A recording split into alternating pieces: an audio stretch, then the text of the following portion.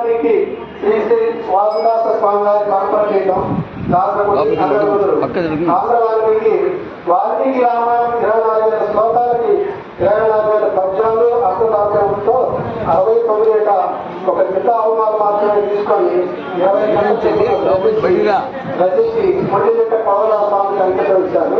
1924 ప్రాంతంలో టెంకాయ శిల్పం ద్వారా విచారణ చేసి మొండిమిట్ట దేవాలయం పునరుద్ధరించారు. గాలిగా ప్రాంతం ఆరోగ్యాలు 3 లక్షలైంది. అమ్మవారి సొమ్ములు రథాలు అవన్నీ చేశారు. అక్కన్న మాటల వారి వంశీకులు అక్కన్న మాటల తమ్ముడు చెల్లెలు కొడుకు రామదాస్ గారు, నేను వారి మనోహరించారు. వారు అక్కడి నుంచి నడిగడపాలు వచ్చి నడిగడపాలు ఆశ్రమం ఏర్పాటు చేశారు. వారి తర్వాత రాసశేష స్వామి వారు 1955లో మహాసాంతోని పట్టాభిషేకం అంగరంలో 27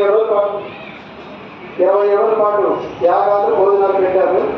50 రోజుల్లో పుట్టానందులు పట్టాభిరామారావు పెట్టారు. 3వ గురువు గారు మా ప్రధాన్ గారు రాజశేషయ్య గారు చేరదాస్వామి వారు నన్ను దత్తుని సుభద్ర సీతారామ శర్మ మార్చారు. 1980లో సీతాగ్నం చేశాము. సుమారు 2.5 లక్షల మంది అన్నదానం జరిగింది. పచ్చడి గురువు గారు రామానుజదాస స్వామి వారి పర్యవేక్షణలో 2008లో 50 సంవత్సరాల సందర్భంగా సుందరకాండ చేశాము. 2 లక్షల మంది అన్నదానం జరిగింది. 2019లో చేశాము. 1 లక్ష మంది అన్నదానం జరిగింది. 2020లో వారు సమర్పించారు.